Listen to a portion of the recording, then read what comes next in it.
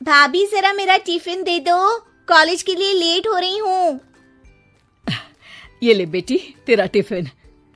तभी रमन भी वहां आ जाता है। माँ, तुम अकेले ही सारा काम क्यों कर रही हो? प्रतिज्ञा कहाँ है? तुम्हें उसकी फिटनेस का तो पता है ना, बैकयार्ड में एक्सरसाइज कर रही है। फिटनेस और एक्सरसाइज वगैरह ठीक है, लेकिन उसे घर के काम में तुम्हारी मदद भी तो करनी चाहिए। अरे ठीक है, सीख जाएगी। जब तक मैं हूं तुम्हें किस बात की फिक्र, हाँ? इसके बाद रमन और उसकी बहन दोनों घर से निकल जाते हैं और सास घर के कामों में व्यस्त हो जाती है। वहीं दूसरी तरफ प्रतिज्ञा अपनी एक्सरसाइज पूरी करके थकी हुई गार्डन में ही बैठ जाती है। आज तो पूरे 2.5 घंटे एक्सरसाइज कर ली। Now I am tired. थोड़ी देर आराम करके फिर शाम को योगा करूंगी। प्रतिज्ञा अपने कमरे में जाकर सो जाती है। सुबह से शाम हो जाती है। रमन और रेखा भी घर वापस आ जाते हैं, पर प्रतिज्ञा अभी तक कमरे से बाहर नहीं निकलती, जिस पर एक बार फिर अपनी माँ को अकेले काम करते हुए देखकर रमन उनसे कहता है, माँ, तुम हर समय अकेले काम में लगी रहती हो। आखिर प्रतिज्ञा पूरा दिन करती क्या है? बेटा, वो थक कर आराम कर रही है, आ जाएगी। तुम हाथ मुंह धोकर डिनर करने आ जाओ। रमन बिना कुछ बोले वहां से चला जाता है। थोड़ी देर बाद वो सब डिनर करने बैठते हैं। तभी प्रतिज्ञा भी वहां आ जाती है और डिनर में बने खाने को देखकर बोलती है, मम्मी ये क्या, सब कुछ तला भुना बनाया है। ऐसा खाना आप सब और मेरी हेल्थ के लिए कितना खराब है। प्रतिज्ञा, तुम खुद कभी माँ की मदद करती नहीं और ऊपर से खाने में नुक्स निकाल रही हो। अरे बहू, हम सबकी हेल्थ के बारे में ही तो सोच रही है। बहू, मुझे ना वो डाइट वाला और बिना घी तेल का खाना बनाना आता नहीं। कुछ नहीं होता मम्मी, वो भाभी बना लेगी। आखिर इतनी फिटनेस फ्रीक है, डाइट फूड बनाना भी जरूर आता होगा। वो सब डिनर करके सोने चले जाते हैं। अगली सुबह फिर हमेशा की तरह प्रतिज्ञा अपनी एक्सरसाइज और योगा करने लगती है और उसकी सास घर का सारा काम, जिसे करते हुए अचानक उनकी तबीयत खराब हो जाती है और सीने में दर्द शुरू हो जाता है। मर गई बहू। रमन, अरे कोई तो सुनो।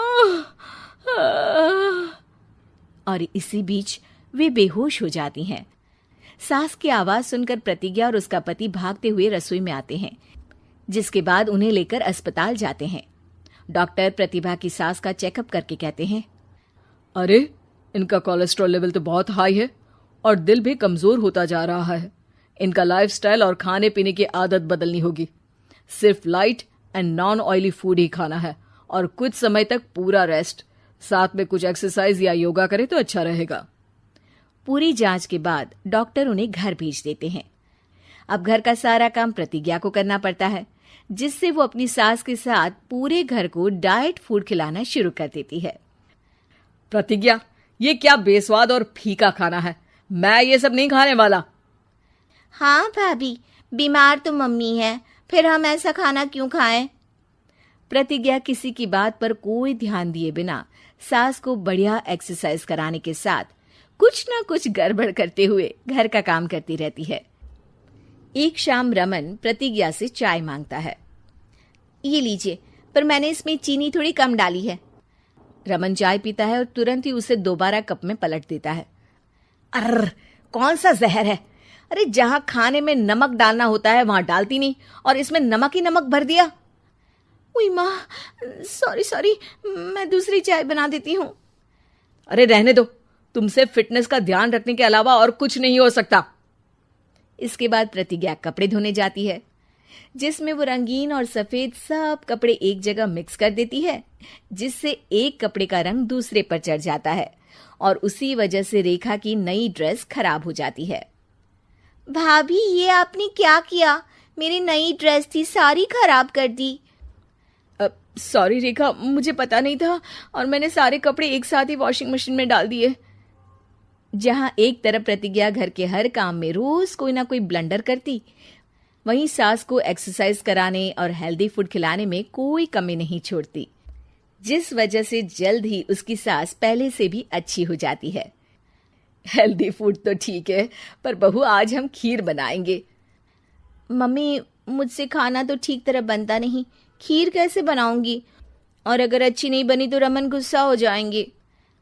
अरे कोई गुस्सा नहीं होगा, और देखना खीर भी बहुत स्वादिष्ट बनेगी। प्रतिज्ञा की सास उसके साथ रसोई में जाकर उसकी मदद करते हुए खीर बनाना सिखाती है, जिसे खाकर रमन तारीफ करते हुए कहता है, वाह क्या टेस्टी खीर बनी है, मजा आ गया आज तो।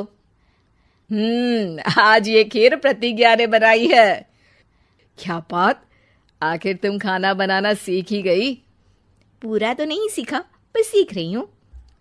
और इसमें मैं अपनी बहू की बिल्कुल वैसे ही मदद करूंगी जैसे इसने एक्सरसाइज करने में मेरी मदद की।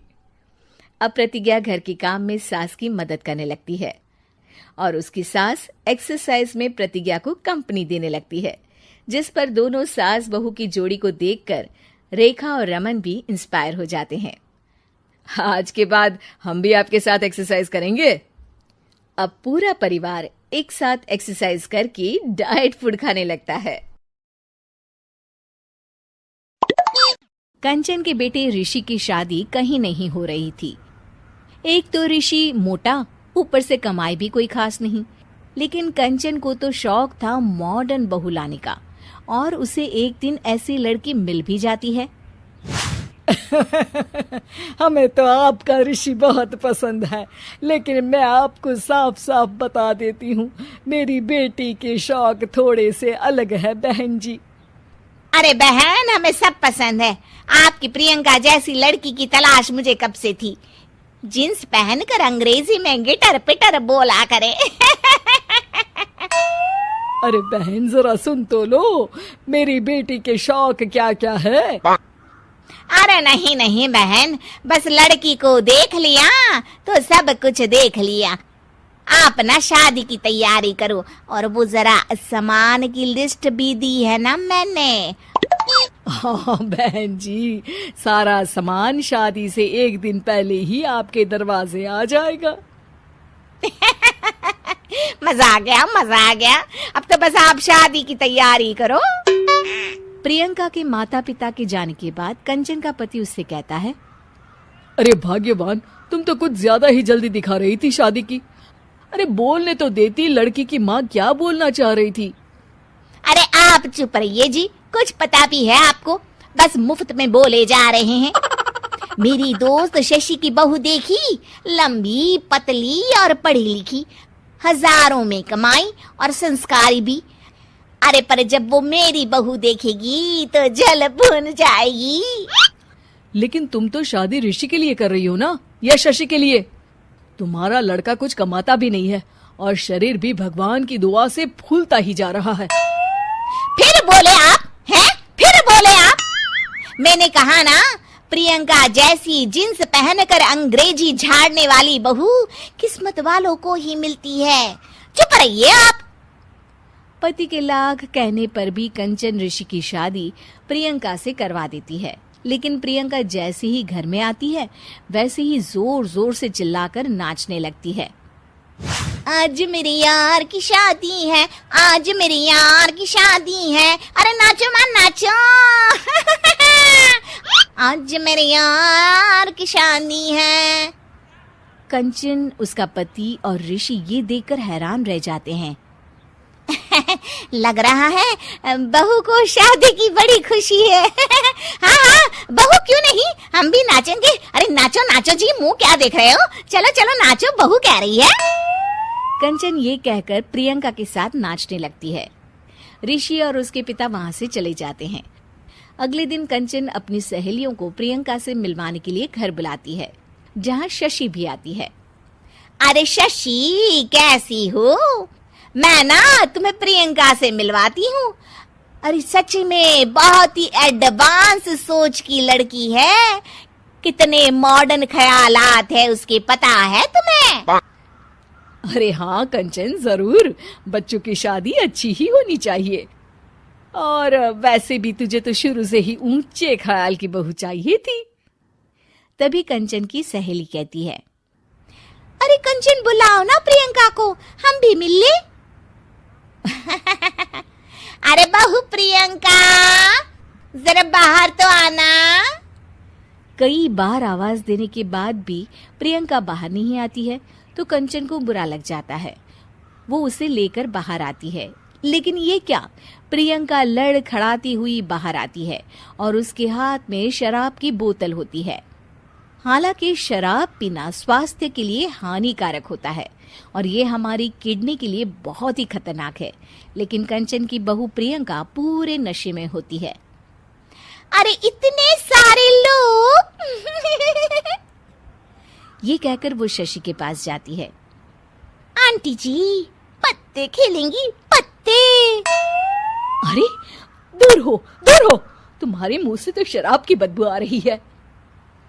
अरे कंचन माना, तुम्हें मॉडर्न बहू चाहिए, लेकिन आधुनिकता का मतलब ये तो नहीं ना। बुरा ना मानना कंचन, तुम्हें पता था कि तुम्हारे बेटे की कमाई और शरीर दोनों ही ठीक नहीं है, तो तुम्हें उसी हिसाब की लड़की से शादी करवानी चाहिए थी। ऐसा कहकर सभी औरतें वहां से चली जाती है। तभी प्रियंका की माँ कंचन के घर आती है। अरे बहन जी, बड़ी चालाक निकली आप तो। बिना बताए अपनी पियक्कड़ बेटी मेरे लायक बेटे के गले में बांध दी। आय हाय, बड़ी आई बिना बताए। उस दिन जब मैं ये बात बता रही थी तो तुम तो सुनने को भी तैयार नहीं थी। अब भुगतो तुम। ये कहकर वो माँ से वापस चली जाती है। सबके जाने के बाद कंचन अपना सर पकड़ लेती है। हाय रे, आधुनिकता की अंधी दौड़ में मैं अपनी संस्कृति ही भूल बैठी थी। अब तो राम ही बचाए मुझे।